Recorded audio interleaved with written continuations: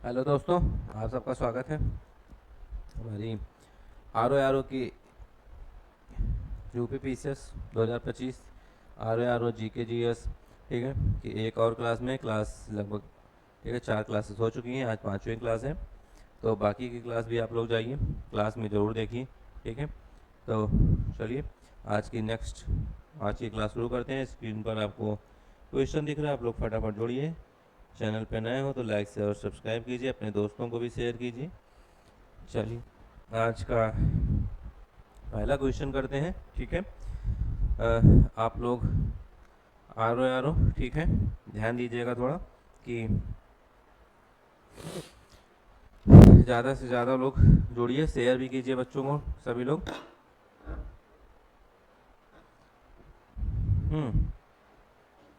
जो भी लोग चैनल पे नए रहेंगे लाइक शेयर और सब्सक्राइब करेंगे, अपने दोस्तों को सब शेयर कर देंगे। आइए आज की क्लास शुरू करते हैं।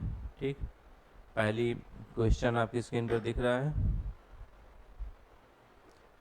सभी लोग फटाफट उससे जुड़े। ठीक,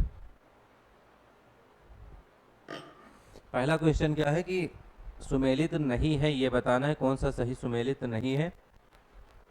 आप लोग जब भी क्लास को देखेंगे आंसर करेंगे। ठीक है, 40 question daily UP PCS R O और यूपी पीसीएस 2025 की जीके जीएस और बिहार पीसीएस सभी के लिए बहुत ही इंपॉर्टेंट क्वेश्चन है ये, तो ध्यान दीजिएगा कौन सही सुमेलित नहीं है, ध्यान दीजिएगा। ठीक है, यहाँ से करके जाएंगे आप लोग क्वेश्चन आंसर। तो ये समझिए कि 40 ठीक है 140 नंबर्स का जीके जीएस का आ रहा है और 60 नंबर हिंदी की मैंने क्लास कराई है। दो टॉपिक मैंने करा चुका है। ठीक है, हिंदी में 2 टॉपिक, एक विलोम शब्द और एक अनेक शब्दों के लिए एक शब्द, 2 टॉपिक कंप्लीट कर चुके हैं। अब आगे भी शुरू करने वाले हैं, तो जुड़ जाइए सभी लोग। ठीक, और दोस्तों को भी शेयर कीजिएगा। चलिए इस क्वेश्चन को देखते हैं कि कौन सा निम्नलिखित युग्मों में से कौन सा सही सुमेलित नहीं है। देवगिरी, शंकरदेव। ठीक है, शंकरदेव के साथ एक लोग और थे, इसमें रामचंद्र देव भी थे। शंकरदेव के साथ एक और कौन थे, रामचंद्र देव भी थे। तो बिल्कुल सही है ये। वारंगल रामचंद्र देव, वारंगल का जो है अगर हम देखें तो वारंगल सही नहीं है, बल्कि वारंगल में कौन था, रामचंद्र देव के नहीं थे, बल्कि कौन थे, प्रताप रुद्र देव। प्रताप रुद्र देव जो है कहाँ के थे, वारंगल के प्रताप रुद्र देव थे। ठीक है, क्लियर है। चलिए बाकी होयसल वीर वल्लाल और मदुराई वीर पांडे, ये बिल्कुल सही है। ठीक है, बाकी 3 ऑप्शन बिल्कुल सही है, तो ऑप्शन बी सही सुमेलित नहीं है। ठीक, उसके प्लेस पे क्या होगा, मैंने बताया आप लोगों को, प्रताप रुद्र देव होगा। ठीक, चलिए अगला क्वेश्चन है सूची 1, कॉलम 1 और कॉलम 2 को मिलान करना है। मिलान वाले बहुत सारे क्वेश्चन यूपी पीसीएस 2024 में आए थे। ठीक, तो उसी तरह पर यूपी पीसीएस से जो री एग्जाम होने वाला है आर वाला, इसमें भी पूछ सकता है, तो पेपर ज़्यादा इजी भी नहीं रहेगा, ये ध्यान दीजिएगा। ठीक है आप लोग, चलिए आइए मिलान करते हैं कि आदिल शाही कहाँ का शासक था, बीजापुर का था। निजाम शाही अहमदनगर, इमाद शाही बरार और कुतुब शाही गोलकुंडा। ठीक है, गोलकुंडा कौन सा ऑप्शन सही है, 2 1 4 3 ऑप्शन डी। ठीक, 2 1 4 3 option D is the right answer.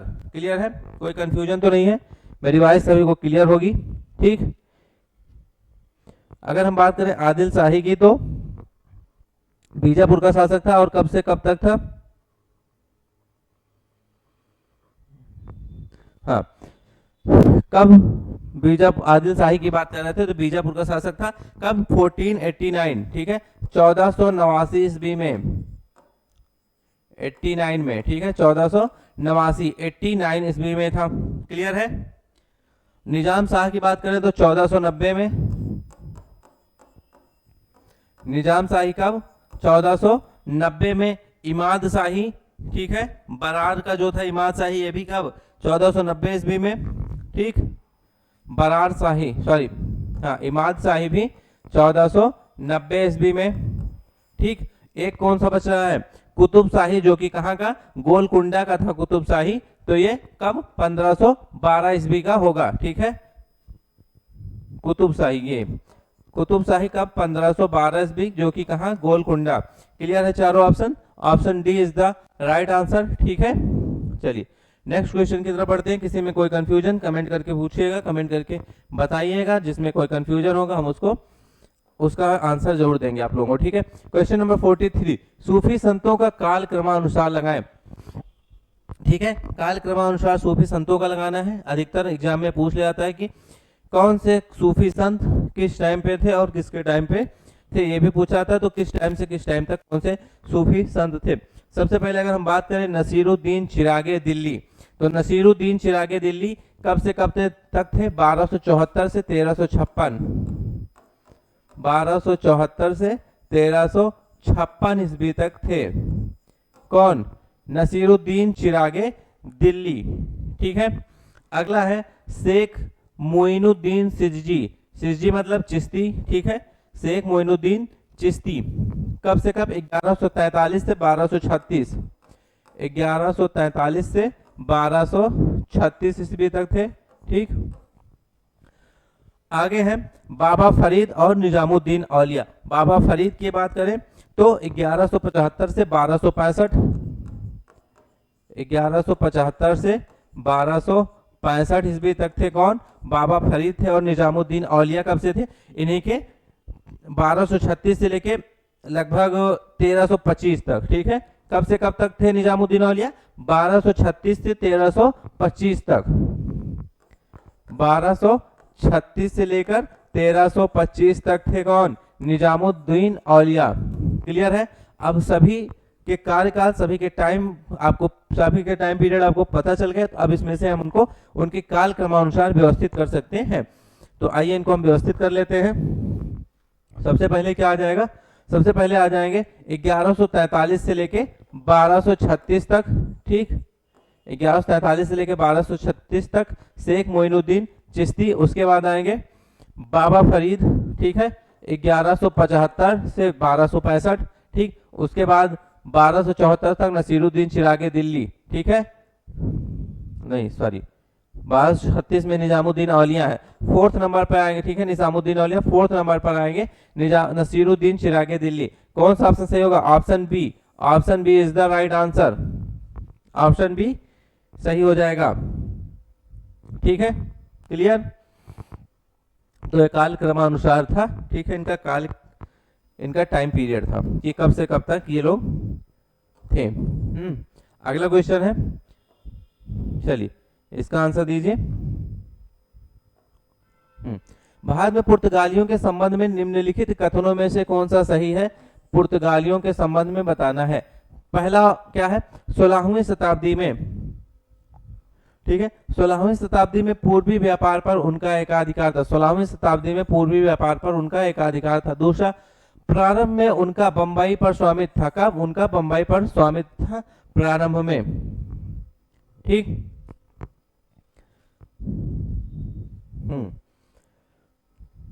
तीसरा ऑप्शन क्या है, उनके पास कोचीन, दीव और दमन में व्यापारिक बस्तियां थी। पुर्तगालियों की बात हो रही है तो लगभग तीनों सही है। चौथा क्या, मुगलों ने उन्हें किसी भी व्यापारिक छूट से वंचित किया था।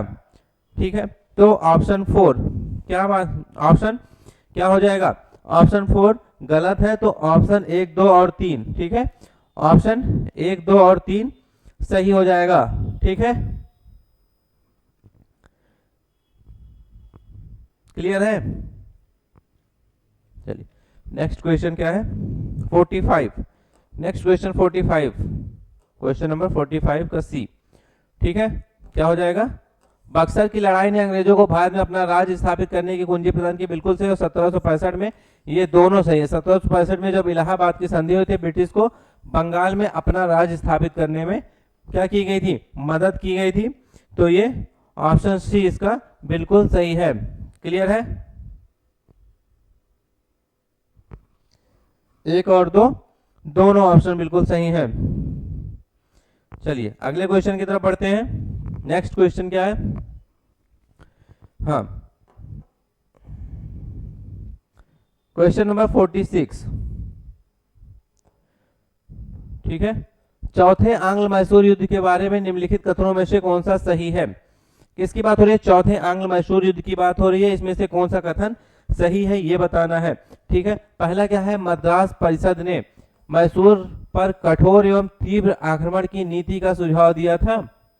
क्या ये सही है? जी नहीं, ठीक है। तो पहला ऑप्शन गलत है। दूसरा देखते हैं क्या है। लॉर्ड वेलेजली ने त्रिस्तरीय संधि को पुनर्जीवित करने की कोशिश की थी। बिल्कुल सही, ठीक है। लॉर्ड वेलेजली ने किया था एक काम। अंग्रेजों के विरुद्ध समर्थन प्राप्त करने हेतु टीपू ने अरेबिया, वर्साय, ठीक है, वर्साय, मॉरिशस तथा काबुल में दूत भेजे। बिल्कुल सही है, क्लियर। ऑप्शन 3 भी। ऑप्शन 4 क्या है? युद्ध बहुत ही थोड़े समय का था तथापि निर्णायक था। चौथे आंग्ल मैसूर युद्ध की बात हो रही है, तो ऑप्शन 2, 3 और 4, ठीक है। लॉर्ड वेलेस्ली ने क्या किया था? त्रिस्तरीय संधि की थी। यह युद्ध 1799 ईस्वी में हुआ था। कब? 1799 में हुआ था। इसमें टीपू सुल्तान, ठीक है, इसमें कौन? इसमें टीपू मारा गया था, ठीक है, टीपू मारे गए। और अंग्रेजों के विरुद्ध उन्होंने क्या किया? समर्थन प्राप्त करने हैं तो टीपू ने अरब, कुस्तुनतुनिया, वर्साय और मॉरिशस पर क्या किए थे? काबुल दूत भेजे थे इन्होंने, ठीक है। तो ऑप्शन ए बिल्कुल सही हो जाएगा। 2, 3 और 4, कौन सा ऑप्शन सही होगा? ऑप्शन ए 2, 3 और 4 सही है इसमें से। क्लियर है? चलिए अगले क्वेश्चन की तरफ बढ़ते हैं। नेक्स्ट क्वेश्चन है क्वेश्चन नंबर 47। अमृतसर की संधि 1809 ईस्वी में। कब? अमृतसर की संधि 1809, ठीक है, के बारे में निम्नलिखित कथनों पर विचार करें, ठीक है। चलिए आइए विचार करते हैं। इस संधि के द्वारा, अमृतसर की संधि के द्वारा क्या किया गया? पंजाब और ब्रिटिश भारत के बीच सतलज को सीमा के रूप में, किसकी बात हो रही है? सतलज को सीमा के रूप में निर्धारित किया गया। दूसरा क्या है? इस संधि के बाद महाराजा रणजीत सिंह जम्मू, मुल्तान और कश्मीर को अपने अधिकार क्षेत्र में मिला लेने में समर्थ हुए थे, ठीक है। तो ऑप्शन सी 1 और 2 दोनों सही हैं। कौन सा ऑप्शन सही है? ऑप्शन 1 और 2 दोनों सही है। अमृतसर की संधि जो कि 1809 में हुई थी। राजा रणजीत सिंह ने 25 अप्रैल 1809 में लॉर्ड मिंटो के दूत चार्ल्स मेटकॉफ से अमृतसर की संधि की थी। किससे? चार्ल्स मेटकॉफ से। ये चीज भी ध्यान रखिएगा, ये भी पूछ सकता है। क्लियर है? किससे? चार्ल्स मेटकॉफ से की थी।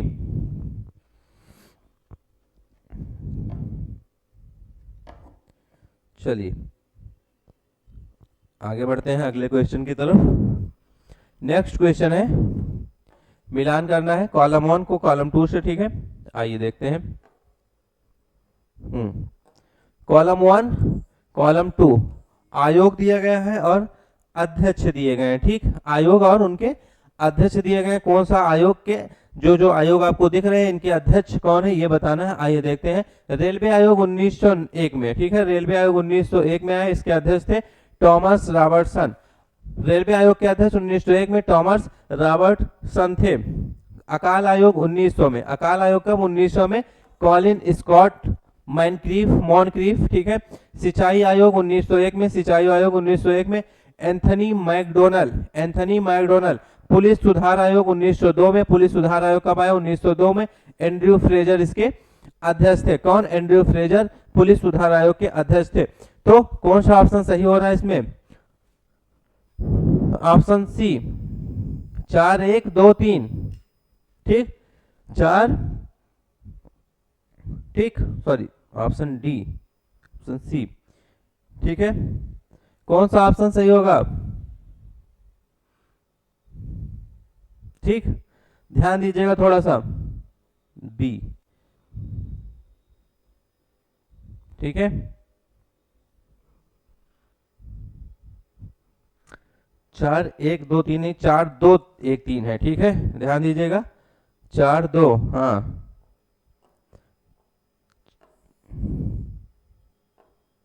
सॉरी, ऑप्शन सी 4, 1, 2, 3 होगा। और इसमें मैंने क्या बताया है, ठीक है। 4, 1, 2, 3, 4, 1, 2, 3 होगा। ध्यान दीजिएगा, ठीक है। रेलवे आयोग 1901 में, ठीक, बिल्कुल सही है। अकाल आयोग एंथनी मैकडोनल, सिंचाई आयोग कॉलिन स्कॉट, ठीक है, और पुलिस एंड्रयू फ्रेजर। ये है ऑप्शन सी 4 1 2 3।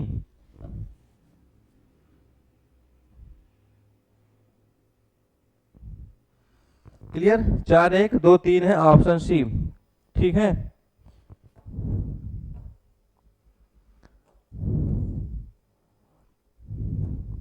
आइए क्वेश्चन नंबर 49 है, अनौद्योगिकरण, अनौद्योगिकरण के संदर्भ में निम्नलिखित में से कौन सा कथन सही है। अनौद्योगिकरण की बात हो रही है तो इसमें से कौन सा कथन सही है, आइए देखते हैं। ठीक, यह प्रक्रिया 1813 में प्रारंभ हुई। अनौद्योगिकरण की प्रक्रिया कब 1813 में प्रारंभ हुई, ठीक है। दूसरा क्या है, ईस्ट इंडिया कंपनी के व्यापारिक एकाधिकारों की समाप्ति ने इस प्रक्रिया को तेज किया। ईस्ट इंडिया कंपनी के व्यापारिक एकाधिकारों की समाप्ति ने इस प्रक्रिया को तेज किया। नीचे दिए कूट से सही उत्तर का चयन कीजिए, तो ऑप्शन सी 1 और 2 दोनों बिल्कुल सही है, ठीक है। औद्योगिक क्रांति की अगर हम बात करें, ठीक है, ये क्या है, अनौद्योगिकरण। औद्योगिक क्रांति के फलस्वरूप क्या हुआ था, विदेशों में औद्योगिकरण होने लगा और उत्पादन बढ़ने लगा था, ठीक है। भारत में क्या हुआ, औद्योगिकरण का पतन हुआ, औद्योगिक का पतन हो गया था, जिससे अनौद्योगिकरण का काल कहते हैं, जब भारत में उद्योगों का पतन होने लगा था उसको, ठीक है। क्लियर है।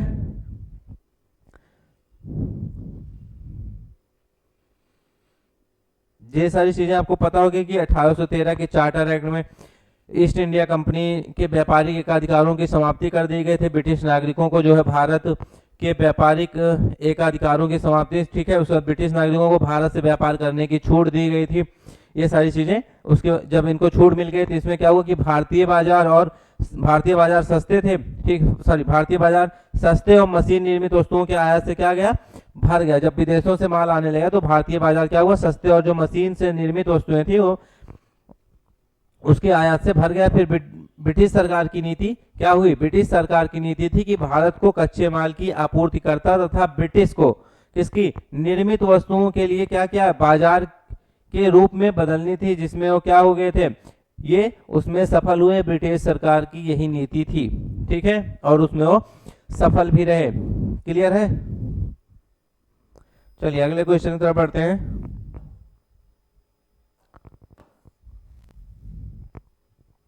फिर से कॉलम 1 और कॉलम 2 दिए गए हैं, सुमेलित करना है। विद्रोह आ गया है, विद्रोह का मैंने आपसे बताया था कि विद्रोह के एक क्वेश्चन जरूर पूछे जाते हैं, तो थोड़ा ध्यान से पढ़िएगा, ठीक है। आइए देखते हैं कि विद्रोह में क्या है।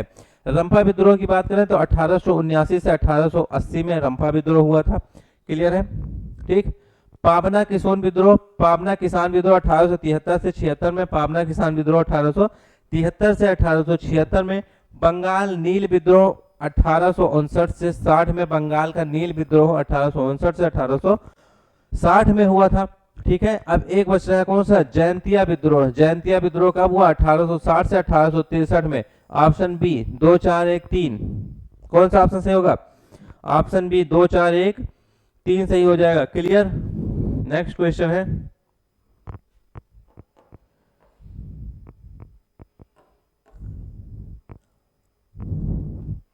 कॉलम 1 और कॉलम 2, ठीक है।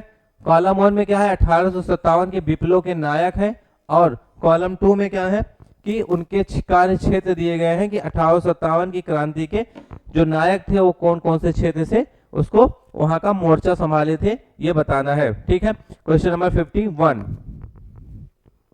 बख्त खान की बात करें तो बख्त खान ने कहां से, दिल्ली से मोर्चा संभाला था। बख्त खान ने कहां से, दिल्ली से मोर्चा संभाला था। मौलवी अहमदुल्ला अवध से, ठीक है। मौलवी अहमदुल्ला कहां से, अवध से, जो कि ऑप्शन में है, जो ऑप्शन में रहेगा वही लगाएंगे, ठीक है। क्लियर है।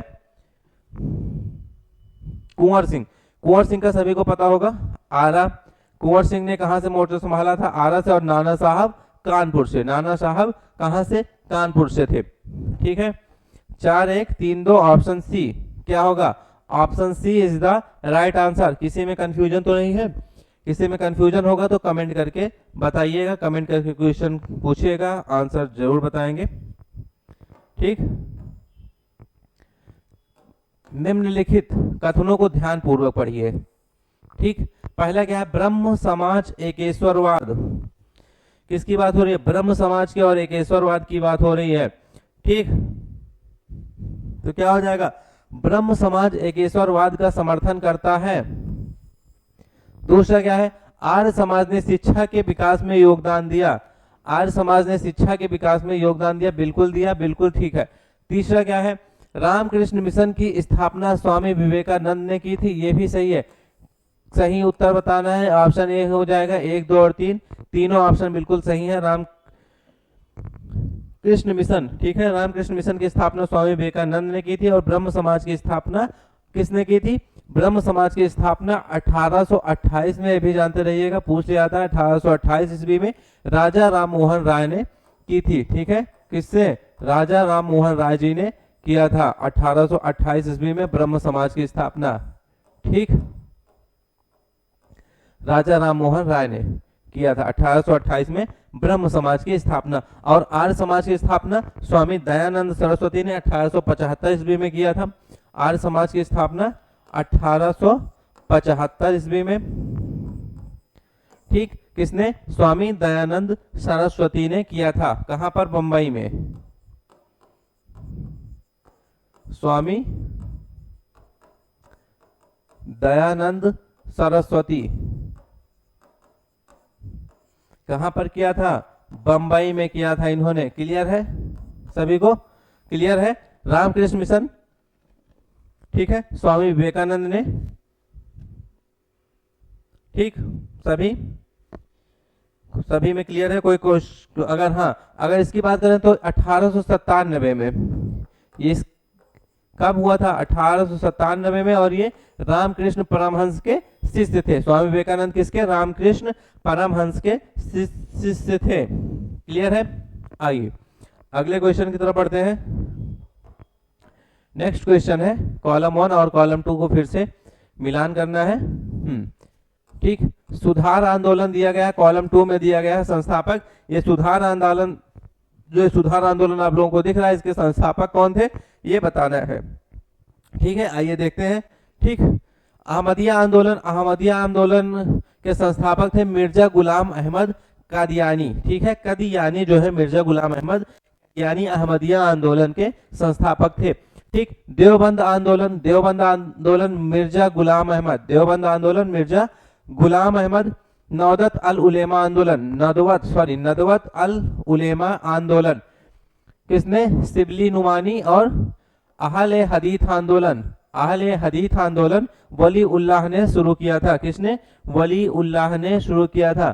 क्वेश्चन नंबर, ठीक है, 53, कौन सा ऑप्शन सही होगा, ऑप्शन डी, 4, 3, 2, 1। क्या होगा, 4, 3, 2, 1। क्लियर है, नेक्स्ट क्वेश्चन की तरफ बढ़ते हैं।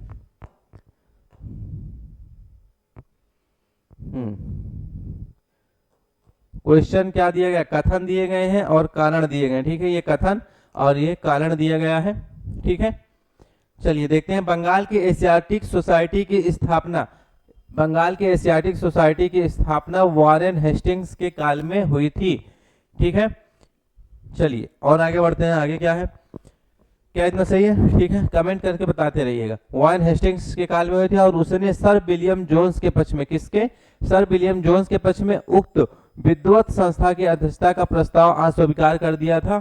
ठीक है, क्या लगता है, बिल्कुल सही है। अब कारण देखते हैं। कारण क्या है कि वॉरेन हेस्टिंग्स स्वयं एक उद्धत विद्वान तथा प्राच्य विद्या का प्रखर समर्थक था। ठीक, जो संस्कृत, फारसी व अरबिक के अध्ययन को प्रोत्साहित करता था। यह भी बिल्कुल सही है। तो ऑप्शन ए और आर बिल्कुल सही है, लेकिन ये एक दूसरी, ठीक है, ये किंतु आर जो है कथन ए की व्याख्या नहीं करता है। क्लियर है, चलिए अगले क्वेश्चन की तरफ बढ़ते हैं। नेक्स्ट क्वेश्चन है, कौन सा गलत है इसमें से, कौन सा ऑप्शन गलत है। इंडियन एसोसिएशन सुरेंद्र नाथ बनर्जी। ठीक, एशियाटिक सोसाइटी विलियम जोन्स, भारतीय राष्ट्रीय कांग्रेस ए.ओ. ह्यूम और बॉम्बे प्रेसिडेंसी एसोसिएशन सुभाष चंद्र बोस। तो बॉम्बे प्रेसिडेंसी एसोसिएशन सुभाष चंद्र बोस ने नहीं बल्कि केटी तैलंग ने शुरू किया था। किसने, केटी तैलंग। केटी तेलंग और बदरुद्दीन तैयब जी भी थे इसमें, ठीक है।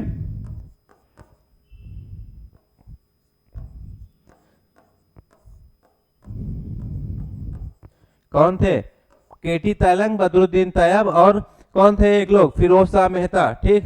एक और फिरोज शाह मेहता, तीन लोगों ने मिलकर इसकी स्थापना की थी, ठीक है, बॉम्बे प्रेसिडेंसी एसोसिएशन की, फिरोज शाह मेहता, इन तीनों ने, ठीक है, ध्यान दीजिएगा तीनों नाम। क्लियर है? सुभाष चंद्र बोस ने किसकी स्थापना की थी? सुभाष चंद्र बोस ने फॉरवर्ड ब्लॉक की स्थापना की थी। सुभाष चंद्र बोस ने किसकी स्थापना की थी? फॉरवर्ड ब्लॉक की स्थापना, ये भी जानते रहिए, ठीक है, क्या पता पूछ ही ले। फॉरवर्ड ब्लॉक, ठीक है, फॉरवर्ड ब्लॉक की स्थापना किसने? सुभाष चंद्र बोस जी ने किया था। क्लियर है? आइए नेक्स्ट क्वेश्चन की तरफ बढ़ते हैं। किसी में कोई कंफ्यूजन? चलिए कमेंट करके बताइएगा कंफ्यूजन। निम्नलिखित कथनों पर विचार करें, ठीक है। पहला है एनी बेसेंट भारतीय राष्ट्रीय कांग्रेस, ठीक है। कौन? एनी बेसेंट की बात हुई, भारतीय राष्ट्रीय कांग्रेस की पहली महिला अध्यक्ष थी, बिल्कुल सही है। एनी बेसेंट भारतीय राष्ट्रीय कांग्रेस की पहली महिला अध्यक्ष थी। दूसरा क्या है? मदन मोहन मालवीय ने 1916 में कांग्रेस के ऐतिहासिक लखनऊ सत्र की अध्यक्षता की थी, तो बिल्कुल गलत है। 1916 में सत्र के अध्यक्ष मदन मोहन मालवीय नहीं बल्कि कौन थे? अंबिका चरण मजूमदार थे।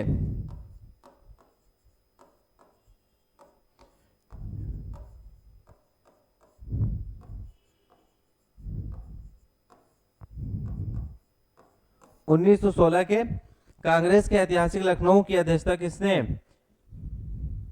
अंबिका चरण मजूमदार थे, जिसमें क्या हुआ था? नरम और गरम दल का समझौता और मुस्लिम लीग और कांग्रेस के मध्य क्या हुई थी? सहमति बनी थी, ठीक है। अगला क्या? महात्मा गांधी ने केवल एक बार 1924 में बेलगांव में, कहां पर? महात्मा गांधी का थोड़ा ध्यान दीजिएगा, केवल एक बार, कब? 1924 में बेलगांव में कांग्रेस के वार्षिक सत्र की अध्यक्षता की थी, ठीक है। तो ये बिल्कुल सही है, ऑप्शन 1 और 3, ठीक है, ऑप्शन 1 और 3, ठीक, केवल 1 और 3, option C is the right answer, option C is the right answer. आइए नेक्स्ट क्वेश्चन की तरफ बढ़ते हैं। निर्देश क्या है? दो वक्तव्य दिए गए, कथन 1 और कथन 2। आपको इन दोनों वक्तव्यों को सावधानी पूर्वक परीक्षण कर इस प्रश्न का उत्तर दीजिए, दिए गए कोड की सहायता से चुनना है। कथन 1 और कथन 2, दो स्टेटमेंट दिए गए हैं, पहला और दूसरा, ठीक है।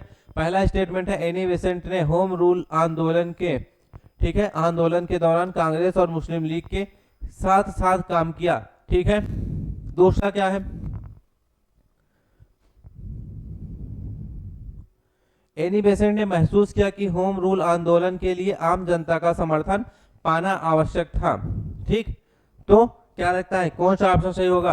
ऑप्शन ए, ठीक है, दोनों कथन बिल्कुल सही है और कथन 2 कथन 1 का सही स्पष्टीकरण है। क्लियर है?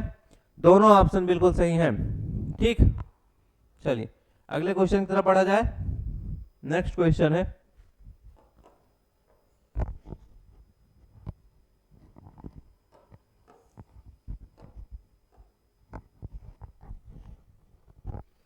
निम्नलिखित घटनाओं को सबसे प्रारंभ से शुरू कर कालानुक्रमिक क्रम में लगाइए, ठीक है, कालानुक्रमिक क्रम से लगाइए। इसके लिए पता होना चाहिए कि कौन सी घटना किस टाइम पर हुई थी, ठीक है, किस टाइम पीरियड पे कौन सी घटना हुई थी। तो आइए देखते हैं। सबसे पहले अहमदा मिल हड़ताल। अहमदा मिल हड़ताल कब हुआ था? 1918 में। अहमदा मिल हड़ताल कब हुआ? 1918 ईस्वी में, ठीक। चंपारण सत्याग्रह कब हुआ? 1917 ईस्वी में, ठीक है। कब? चंपारण सत्याग्रह 1917 ईस्वी में। सत्याग्रह सभा की स्थापना फरवरी 1919 में, ठीक है, फरवरी 1919 में सत्याग्रह सभा। और जलियांवाला बाग हत्याकांड कब हुआ? अप्रैल 13 अप्रैल 1919 में, ठीक है, 13 अप्रैल 1919 में ये हुआ, ठीक है, जलियांवाला बाग हत्याकांड। क्लियर है? चारों ऑप्शन, ठीक है। अब चारों के आपको टाइम पीरियड पता है, इसलिए आप लोग आसानी से बता सकते हैं कि क्या सही क्रम होगा इसका, ठीक। तो आइए देखते हैं। सबसे पहले नंबर 2 हो जाएगा क्या, चंपारण सत्याग्रह। उसके बाद 1918 में हो रहा है अहमदा मिल हड़ताल नंबर 1 पे। फिर तीसरे नंबर पर आएगा सत्याग्रह सभा की स्थापना और चौथे नंबर पर आएगा जलियांवाला बाग हत्याकांड। 2, 1, 3, 4 कौन से ऑप्शन में हो जाएगा, 2, 1, 3, 4 ऑप्शन बी। ऑप्शन बी में है 2, 1, 3, 4, तो option B is the right answer. Clear है। चलिए नेक्स्ट क्वेश्चन की तरफ बढ़ते हैं। कॉलम 1 है और कॉलम 2, ठीक। भौतिक राशियां दी गई है और इकाई दी गई है, ठीक है। भौतिक राशियां और उनके मात्रक दिए गए हैं। अधिकतर साइंस में ये सारे क्वेश्चन पूछ जाते हैं, एक एक नंबर, ठीक है। एक क्वेश्चन पूछ जाता है, आइए देखते हैं। फिर त्वरण का मात्रक मीटर पर सेकंड और मैक्सिमम बच्चे इसको कर भी लेते हैं, ठीक है। त्वरण का मात्रक क्या होता है, मीटर पर सेकंड होता है। बल का मात्रक क्या होता है, न्यूटन होता है। कृतकार कार्य का मात्रक जूल होता है और आवेग का मात्रक न्यूटन पर सेकंड होता है। क्लियर है, ठीक। कौन सा ऑप्शन सही हो जाएगा, लगभग बच्चों को इसका आंसर पता होगा, सभी दोस्तों को इसका आंसर पता होगा, मैक्सिमम लोगों को। तो option C is the right answer. Clear है। आइए अगला क्वेश्चन देखते हैं क्या है। कथन और कारण वाला क्वेश्चन है अगला, ठीक। तो आइए देखते हैं क्या होगा। कथन ए और कारण आर दिया गया है। कथन ए क्या है, यह कथन ए एक पूर्णतः घर्षणहीन पृष्ठ कंप्लीटली फ्रिक्शनलेस सरफेस पर खड़ा एक व्यक्ति सीटी बजाने से अपने को गति में ला सकता है, ठीक है। चलिए क्या ऐसा हो सकता है, कमेंट करके बताइएगा आप लोग, ठीक है। तो मेरी तरफ से तो नहीं है। दूसरा क्या है, कारण क्या दिया गया है, इसका कारण क्या बताया जा रहा है। इसका कारण है कि यदि किसी तंत्र पर कोई बाह्य बल क्रियाशील नहीं है तो इसका संवेग, ठीक है, संवेग का मतलब मोमेंटम परिवर्तित नहीं हो सकता है। क्या हो जाएगा, संवेग परिवर्तन, ठीक है, संवेग परिवर्तित नहीं हो सकता। तो बिल्कुल सही है ऑप्शन आर, ठीक है। आर सही है, ऑप्शन डी हो जाएगा। ए गलत है लेकिन आर क्या है, परंतु आर सही है। क्लियर है।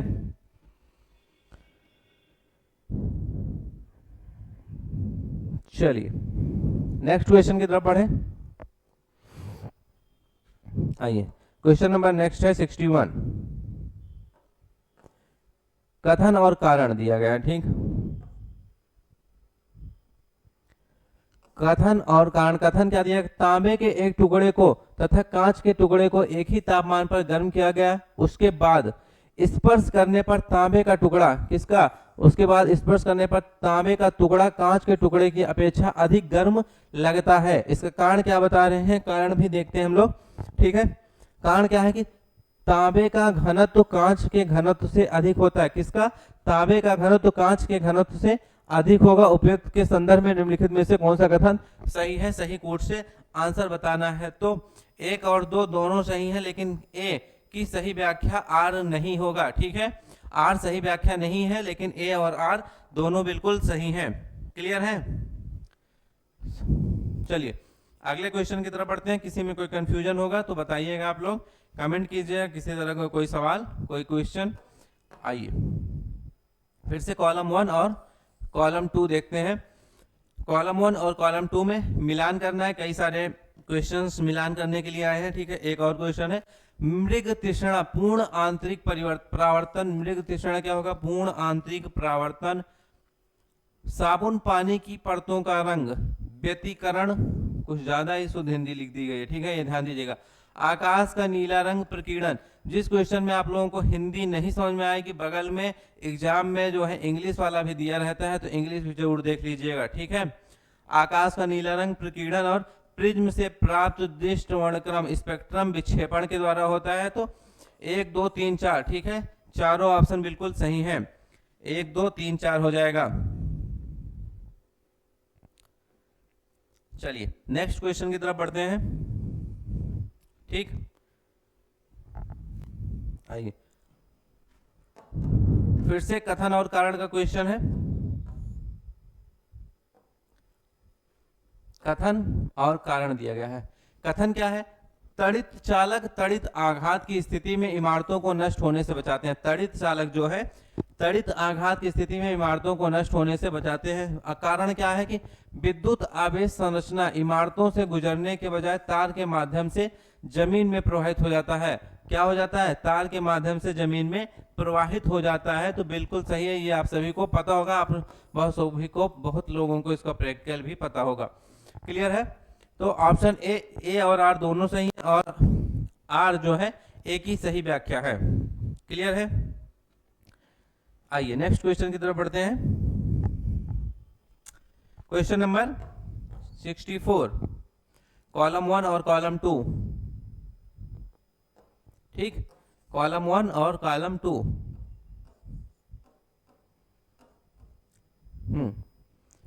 मिलान करना है। आइए देखते हैं, नीचे दिए गए कोड से सही उत्तर चुनिए। ठीक, अमाशय रस में उपस्थित अम्ल, अमाशय रस में कौन सा उपस्थित अम्ल होता है, हाइड्रोक्लोरिक अम्ल होता है। इसको ध्यान दीजिएगा, पीसीएस 2025 में शायद ये क्वेश्चन पूछा गया था, और इसी तरह से आरओ में भी क्वेश्चन पूछा जाएगा, तो थोड़ा ध्यान से ध्यान दीजिएगा। हड्डियों में उपस्थित यौगिक, हड्डियों में उपस्थित यौगिक कैल्शियम फास्फेट। ठीक है, हड्डियों में उपस्थित यौगिक कौन सा हो जाएगा, कैल्शियम फास्फेट। सिरका में उपस्थित अम्ल एस्टिक अम्ल। ठीक है, दूध का खट्टा होना लैक्टिक अम्ल। ठीक है, क्लियर? कौन सा ऑप्शन सही दिख रहा है, 2 3 4 1, option C 2 3 4 1, option C is the right answer. Clear?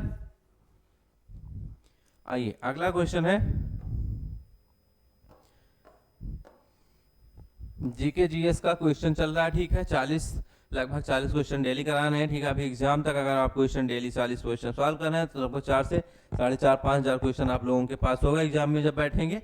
तो थोड़ा ध्यान से सॉल्व कीजिएगा, 4-5 हज़ार सिर्फ ये होगा। उसके अलावा अगर आप टेस्ट सीरीज भी कई सारी सॉल्व करेंगे तो बहुत सारे क्वेश्चंस आपके पास कम से कम मैक्सिमम 10,000, ठीक है, 10,000 क्वेश्चन एग्जाम में हॉल में होगा। तो आप क्वेश्चन देखते ही आंसर याद आ जाएगा। ठीक है, तो इस हिसाब से तैयारी कीजिएगा। यूपी पीसीएस 2025 में, बिहार पीसीएस और यूपी आरओ तीनों में, ठीक है, ये आपको काम देगा। हाँ, इस क्वेश्चन नंबर 65 देखते हैं क्या है। क्या करना है, सही सुमेलित नहीं है। ठीक है, सिल्वर ब्रोमाइड कृत्रिम प्रकाश संश्लेषण। तो सिल्वर ब्रोमाइड कृत्रिम प्रकाश संश्लेषण के उपयोग में नहीं बल्कि फोटोग्राफी में यूज होता है। किसमें, फोटोग्राफी में यूज होता है। सिल्वर ब्रोमाइड का यूज किसमें, फोटोग्राफी में होता है।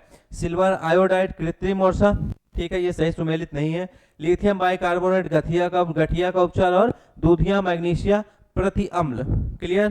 बाकी सभी बिल्कुल सही हैं।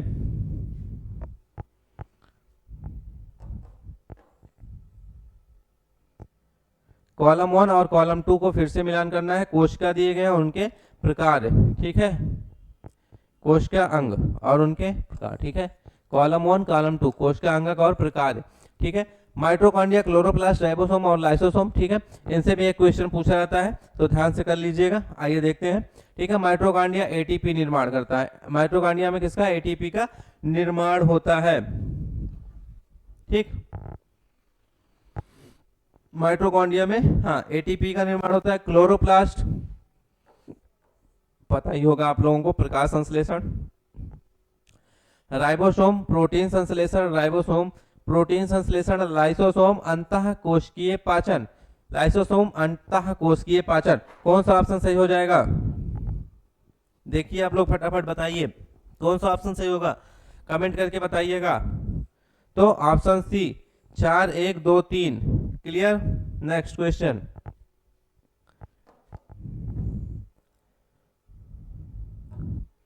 आनुवांशिक रोगों के संदर्भ में किसकी बात हो रही है, आनुवांशिक रोगों की आनुवांशिक रोगों की बात हो रही है। ठीक है, आनुवांशिक रोगों के संदर्भ में निम्नलिखित कथनों पर विचार करें। आइए देखते हैं कौन सा सही। अंडों के अंतःपात्र, किसकी बात हो रही है, अंडों के अंतःपात इन विट्रो निषेचन से या तो पहले या बाद में सूत्र कणिका प्रतिस्थापन, किसकी, सूत्र कणिका प्रतिस्थापन, माइटोकॉन्ड्रियल रिप्लेसमेंट, चिकित्सा द्वारा सूत्र कणिका रोगों, ठीक है, माइटोकॉन्ड्रियल डिजीज को माता पिता से संतान में जाने से रोका जा सकता है। तो बिल्कुल सही है। दूसरा क्या है, किसी संतान में सूत्र कणिका रोग आनुवांशिक रूप से पूर्णतः माता से जाता है ना कि पिता से, यह भी सही है। तो कौन सा कथन सही है, ऑप्शन सी 1 और 2 दोनों ऑप्शन सही हैं। इसमें कौन सा, ऑप्शन सी 1 और 2 दोनों सही हैं। नेक्स्ट क्वेश्चन है, प्रोबायोटिक खाद्य से संबंध, ठीक है, प्रोबायोटिक खाद्य से संबंध निम्नलिखित कथनों पर विचार कीजिए। पहला क्या है, प्रोबायोटिक खाद्य में सजीव जीवाणु, कौन से सजीव जीवाणु विद्यमान होते हैं जो मानव के लिए लाभकारी माने जाते हैं। बिल्कुल सही है, ठीक है, प्रोबायोटिक खाद्य में होते हैं, ठीक है। दूसरा क्या है, प्रोबायोटिक खाद्य अंतर्फ्लोरा के अनुरक्षण में सहायता देता है। किसके, प्रोबायोटिक खाद्य अंतर्फ्लोरा के अनुरक्षण में सहायता देता है, तो ये भी ऑप्शन सही है, ऑप्शन सी हो जाएगा। एक और दो, दोनों ऑप्शन इसके सही हैं। किसके, ठीक है, इस क्वेश्चन के दोनों ऑप्शन बिल्कुल सही हैं। क्लियर है। आइए अगला क्वेश्चन देखते हैं क्या है। कॉलम 1 और कॉलम 2 फिर से मिलान करना है, कॉलम 1 का और कॉलम 2 का। ये रोग दिए गए हैं किससे, किसके, कौन से विषाणु, प्रोटोजोआ, कवक और जीवाणु से होता है, ये हमें बताना है। तो ठीक है, क्या करना है, सही उत्तर का चयन करना है। मिलान करते हैं, आइए कॉलम 1 का कॉलम 2 से, ठीक है। प्लेग किससे होता है, जीवाणु से, ठीक। एड्स विषाणु से, ठीक है, सभी को पता होगा, ठीक। गंजापन कवक और मलेरिया प्रोटोजोआ, ठीक। चारों ऑप्शन हो गए। कौन सा ऑप्शन सही है, 4 3 2 1, ऑप्शन डी। कौन सा, 4 3 2 1, option D is the right answer. चलिए अगले क्वेश्चन की तरफ बढ़ा जाए।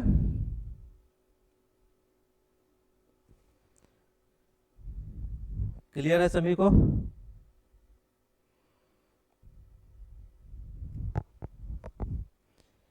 लाइक शेयर और सब्सक्राइब करते रहिएगा, ठीक है। शेयर करिए ज़्यादा से ज़्यादा, सब लोग शेयर करते रहिएगा, और चैनल पे नए आएंगे तो लाइक और सब्सक्राइब भी करते रहिएगा, ठीक है। कॉलम 1 कॉलम 2 कोशिका का प्रकार दिया गया और प्राकार्य दिए गए हैं कि, ठीक है, कोशिका का प्रकार और उनके प्राकार्य। चलिए आइए देख लेते हैं, फटाफट देख लेते हैं। अभी लाल रक्त कोशिका ऑक्सीजन का परिवहन करती है। लाल रक्त कोशिका, रेड ब्लड सेल्स की बात होती है, क्या करती हैं, ऑक्सीजन का परिवहन करती हैं, ठीक। दूसरा है स्वायत्त रक्त कोशिका WBC संक्रमण से संघर्ष करती हैं। संक्रमण से संघर्ष हिंदी वर्ड थोड़ा टफ है, एग्जाम में इंग्लिश वर्ड भी दिया रहता है, तो ध्यान दे लीजिएगा, ठीक। पट्टिकाणु, अब ये लीजिए, पट्टिकाणु मतलब प्लेटलेट्स होता है, ठीक। ये कुछ ज्यादा हिंदी दे दिया गया इसमें, ठीक है। क्या होगा, प्लेटलेट्स,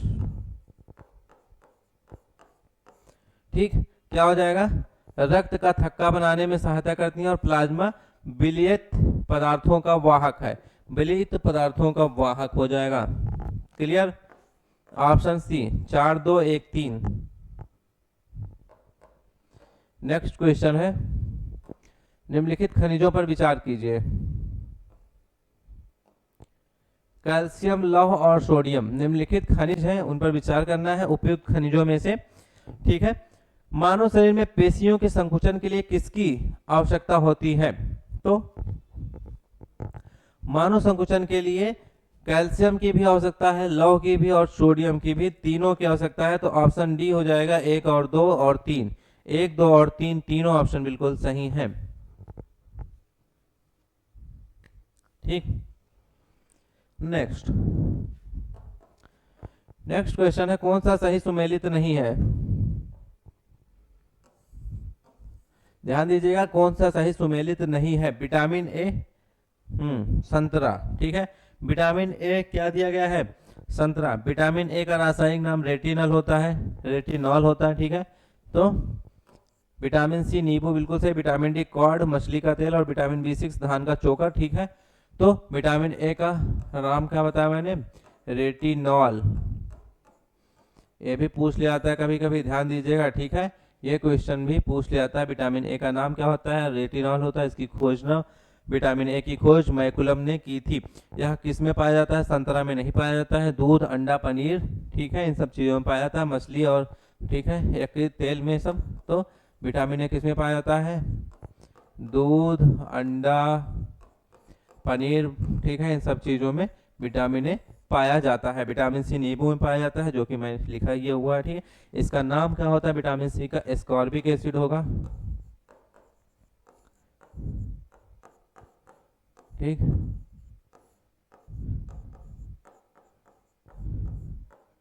विटामिन सी का नाम क्या होगा? एस्कॉर्बिक एसिड हो जाएगा, ठीक। विटामिन डी का नाम कैल्सीफेरॉल होता है। विटामिन डी का नाम क्या होता है?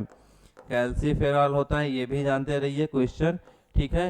इसका रासायनिक नाम भी जानते रहिए, एग्जाम में अधिकतर ये भी पूछ लिया जाता है, ठीक है। तो इसका calciferol vitamin B6, vitamin B6 बचा, तो इसका विटामिन B6 का नाम होता है पायरिडॉक्सिन।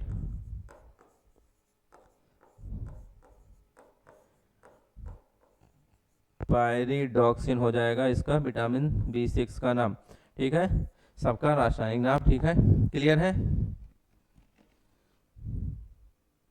विटामिन B6 की कमी से एनीमिया, त्वचा का रोग होता है। क्लियर? चलिए अगला क्वेश्चन है, निम्नलिखित कथनों पर विचार करें। कथन और कारण दिए गए हैं, कथन और कारण, ठीक है।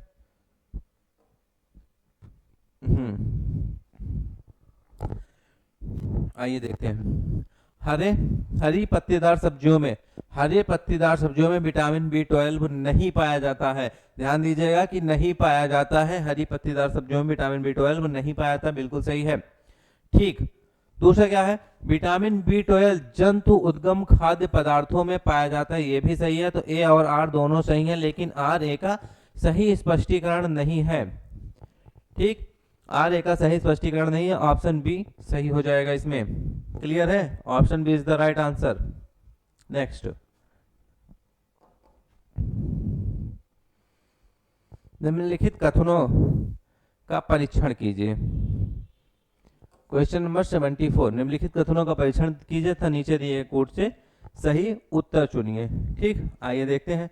भारत में शिशु लिंगा अनुपात, ठीक है, शिशु लिंगा अनुपात की बात हो रही है, 0 से 6 वर्ष 2001 से 11 में घटा है, ठीक।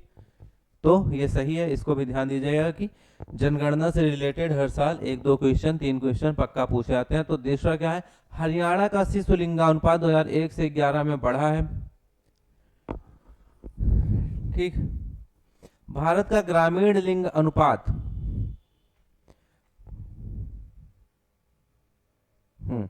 ये भारत का दिया गया और ये हरियाणा का दिया गया। तीसरा क्या? भारत का ग्रामीण लिंग अनुपात नगरीय लिंग अनुपात से अधिक है, ये भी सही है। और चौथा ऑप्शन क्या है?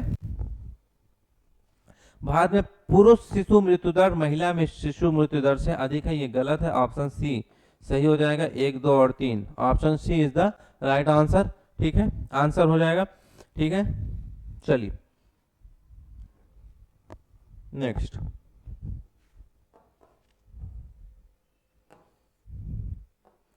निम्नलिखित जनगणना दशकों में से किसमें जनसंख्या परिवर्तन का न्यूनतम प्रतिशतांश अंकित किया गया था? न्यूनतम ठीक है, न्यूनतम प्रतिशतांश अंकित किया गया था, तो किसमें किया गया था?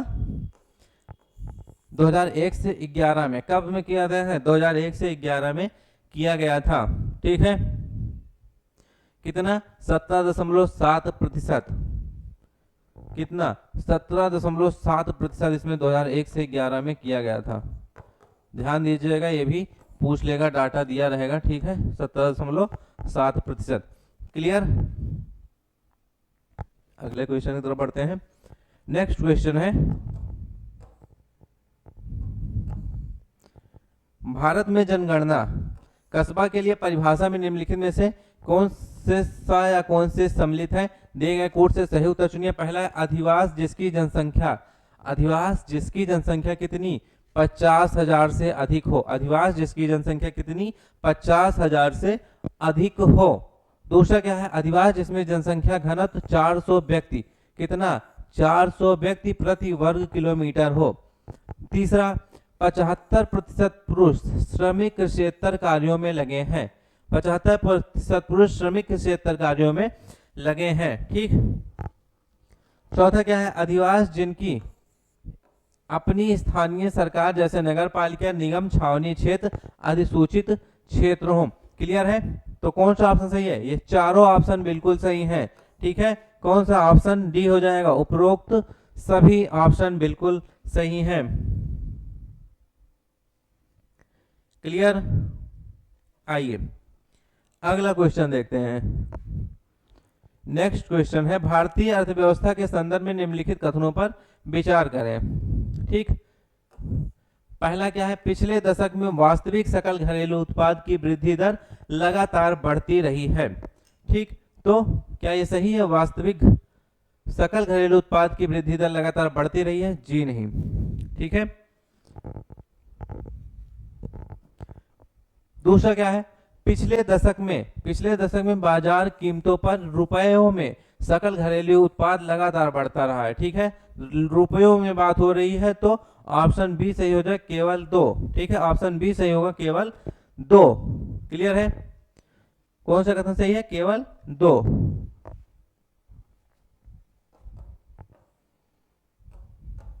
निम्नलिखित में से कौन सा कथन सही है? यदि एक देश को इसके प्रति व्यक्ति जीडीपी में, ठीक है, एक देश को इसके प्रति व्यक्ति जीडीपी में वृद्धि का अनुभव हो रहा हो तो उसकी जीडीपी आवश्यक रूप से बढ़ रही होगी। बिल्कुल सही है। ठीक है, यदि एक देश ऋणात्मक स्थिति का अनुभव कर रहा है तो उसकी जीडीपी घट रही होगी। क्या ये सही है? जी नहीं। कोड का उत्तर का सही प्रश्न, ठीक है, सही आंसर बताना है कोड का प्रयोग करके, तो ऑप्शन ए केवल 1 सही होगा। ऑप्शन ए केवल 1। क्लियर। नेक्स्ट क्वेश्चन है, कथन और कारण। ठीक, कथन दिया गया और कारण दिया गया। भारत में दालों की कमी है परंतु प्रोटीन की नहीं। भारत में दालों की कमी है परंतु प्रोटीन की नहीं। ठीक है, दूसरा क्या है, दालों की मांग की वरीयता है। दालों की मांग की वरीयता है। कौन सा ऑप्शन सही है? Option B. ए और आर दोनों सही है, लेकिन आर एक ही सही व्याख्या, सही स्पष्टीकरण नहीं है। नेक्स्ट क्वेश्चन है, निम्नलिखित घटनाओं पर विचार कीजिए और उन्हें कालक्रमानुसार व्यवस्थित कीजिए। ठीक,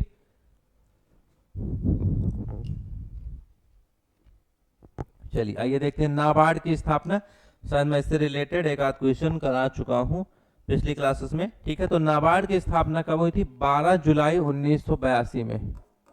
ध्यान से थोड़ा देखिएगा, अगर आपको पता रहेगा एग्जाम में आ जाएगा।